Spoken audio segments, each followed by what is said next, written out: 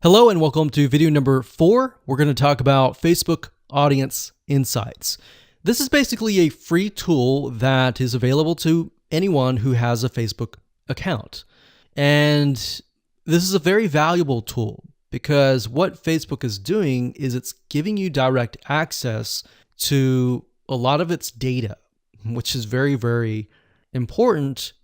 And it enables you to figure out a lot more about who you're targeting. So to give you some practical examples, let's head on over to the tool and show you all of it in action. Okay, so to get to Facebook Audience Insights, you'll need to go to business.facebook.com. You'll need to log in to your personal Facebook profile, and you'll need to set that up if you haven't. And after that, you'll need to click on the top, go to Audience Insights, and here we are. So what this allows you to do is, like I said, it allows you to enter a location, an age and gender, specific interests. And if you have a page, and let's say, for example, the page is highly populated, or at least has a couple thousand people, you'll be able to figure out who exactly is inside that Facebook page in terms of demographics. Now, if you don't have a page, no big deal. I'm going to show you how to use a tool so that you can find the right information about the person that you're trying to target. Okay, so up at the top, we have location. I'm going to keep it at United States, but if you click this X here, you can actually change it to something else like Australia, like that. But in this case, we're going to do United States. And the next thing you can do is age and gender. So if you're targeting a niche, let's say that is mainly women, then you're going to want to click women here. But if it's mainly men, you want to click men here. And of course, if you're trying to target everybody, then it can be all, male and female. And if it's a specific age group, you can select the minimum age group. So let's say that we want to target anybody from 30 and up. So 30 and up. So this can be any. We can change this to 30 to 65 plus. And then of course we have interest. Now, what I like to do is I usually like to start with the smallest amount. So 18 to any. And all. Because what I want to do is not assume that I know who the demographic is, unless I have had previous sales and a lot of the sales were just male, or a lot of the sales were just female. So bear in mind your niche, you know your niche better.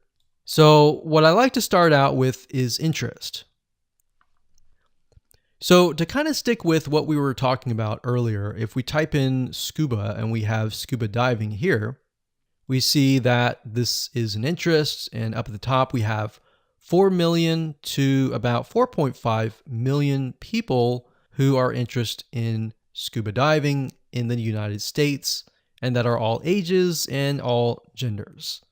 Now, this is really interesting about Facebook. In order for them to be put into a specific interest, they have to have gone to websites that are related to scuba diving. So you can get more specific if you enter that in here. Now, if we take a look at demographics, you can see that about 56% are men and 44% are women.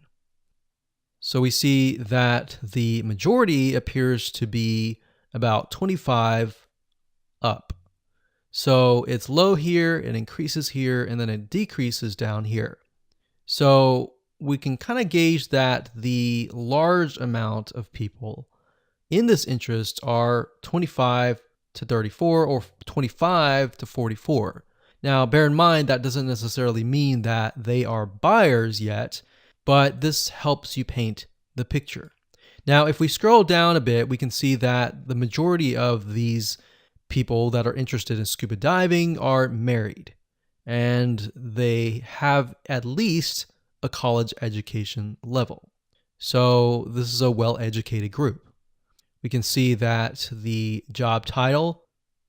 Now, if I scroll to the right here, this is important because it tells you which one of these are increasing rapidly. Now, we can see that production has the most. So it has 21%, and then it's got transport and moving, 13%. So what this means is the people who are interested in scuba diving that are in this specific interest have this particular job title. Now, if we scroll up, we can click on page likes. And this is actually very interesting because this allows you to see which pages they like. So for example, we have Jenny Springs, the specific clothing brand they're interested in, Salt Life and Grunt Style, clothing store. We can see Outdoors and Sporting Goods Company, Bass Pro Shops they're interested in. They're interested in a lot of outdoors type shops, websites, musicians they're interested in, TV shows that they like, so Duck Dynasty. So imagine being able to target, let's say, males from ages 25 and up, or maybe 25 to 45, who like Duck Dynasty and scuba diving. So you can create these conditional targets and target people specifically. So we go through, we see page likes, we can go visit the pages and take a look at what they like and get an idea of how they're interacting with the page, what content are they viewing, and all that. Now, if we scroll back to the top, we click on location. This allows us to see the top cities.